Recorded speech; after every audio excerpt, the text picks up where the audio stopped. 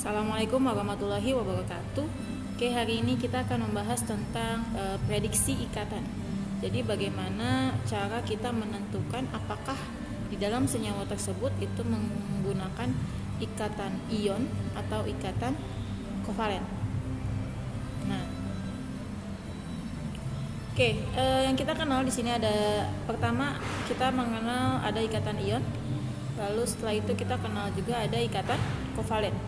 Nah, ikatan ion itu yang penting ada ion positif sama ion negatif. Sedangkan kovalen penggunaan pasangan elektron bersama. Jadi gunain elektronnya secara bersama-sama antara unsur satu dengan unsur yang lainnya.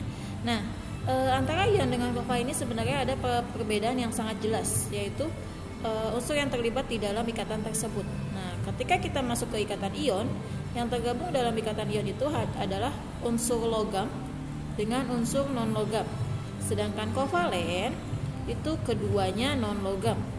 Jadi jika kita menemukan unsurnya itu ada logam dengan logam, sudah pasti dia menggunakan ikatan ion. Kalau non logam dengan non logam berarti dia menggunakan ikatan kovalen. Nah, jenis ikatan lain yaitu ikatan logam, di mana logam itu harus logam dengan logam.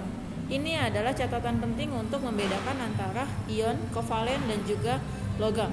Kapan kita tahu dia disebutnya logam atau non logam? Itu dilihat dari golongannya. Kalau kita punya golongan logam, supaya mudah menghafalnya, logam itu ada di dalam golongan 1A, 2A, 3A. Untuk 1A itu ada kecuali H, untuk 2A kecuali BE, untuk 3A kecuali B. Nah, jadi selain dari yang ada di 1, 2, dan 3 ini termasuk ke dalam non logam. Nah, contoh kita punya CH4. Berarti ini ada C dengan H. Ada ikatan apa di sini? Tinggal kita cek saja. C ada di golongan berapa, H ada di golongan berapa. Kalau kalian sudah hafal tentang golongan, ini adalah soal yang sangat mudah. C sudah tahu itu adalah golongan 4. H golongan 1A, tapi di sini ya masuknya ke non logam. Oke, C karena 4A pasti non logam. Berarti ini merupakan ikatan kovalen.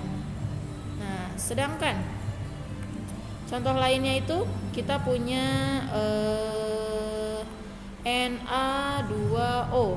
Nah, ada Na dengan O. Na itu masuknya ke golongan berapa? 1A. 1A sudah logam ya, karena bukan H. O termasuk ke dalam 6A. 6A itu apa? Non logam. Berarti ini termasuk jenis ikatan ion. Seperti itu. Ini sangat mudah ketika kalian sudah hafal golongan dari 1A sampai 8A minimal, itu sudah sangat mudah untuk mengerjakan soal seperti ini. Nah, misalnya kita punya contoh, kalau misalnya tidak diketahui golongan, saya tidak tahu nih golongannya golongan berapa, saya belum hafal nih. Oke, kita bisa menggunakan nomor atom untuk mengetahui dia golongan berapa. Misalnya ada si A dengan nomor atom 16 berikatan dengan unsur B dengan nomor atom 9. Nah, sekarang kita tentukan dulu kira-kira si A dengan B ini masuk ke golongan berapa. Oke, kita buat konfigurasi elektronnya terlebih dahulu. Kita menggunakan konfigurasi Bohr saja yang lebih mudah, 286. Berarti di golongan 6. Nah, sedangkan yang B 9 berarti 2 dengan 7. Ini termasuk ke dalam golongan 7A. 6A sudah pasti non logam dong.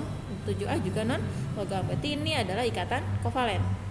Nah, masih ingat kalau kovalen bagaimana cara mengerjakannya? Oke, kalau kovalen kita menggunakan yang butuh-butuh. Oke, ada 6. 6 itu berarti dia butuh 2. Sedangkan 7 itu butuh 1. Berarti senyawa apa yang terbentuk? Oke, sama seperti yang sebelumnya kita bagi dong. Yang besar sama yang kecil dapat 2. 2 apa yang butuhnya lebih kecil, yaitu B. Jadi yang senyawa yang terbentuk adalah AB2, ikatannya kovalen. Selesai, seperti itu.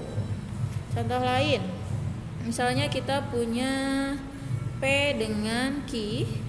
P itu nomor atomnya misalnya 12, lalu ada Q dengan nomor atom 35.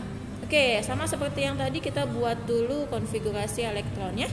P dengan 12 berarti 2, 8, dan 2. Sedangkan Q 35 berarti 2, 8, 18, sudah 28 berarti 7 ya.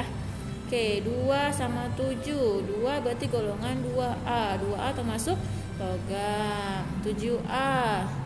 7A termasuk non-logam. Oh, logam dengan non-logam. Tadi ikatan apa? Ion. Kalau ion harus menjadi positif sama negatif. Berarti bukan menggunakan butuh sama butuh. Berarti kalau 2 otomatis menjadi P2+. Karena dia melepas 2. 7 ada yang menangkap 1 atau melepas 7. Tentu lebih mudah menangkap 1. Jadi Kim membentuk ion negatif 1. Oke. P2+ dengan Kimin ini akan bersatu, membentuk ikatan supaya sama. Berarti kita tukar saja. Q-nya jadi 2, P-nya jadi 1.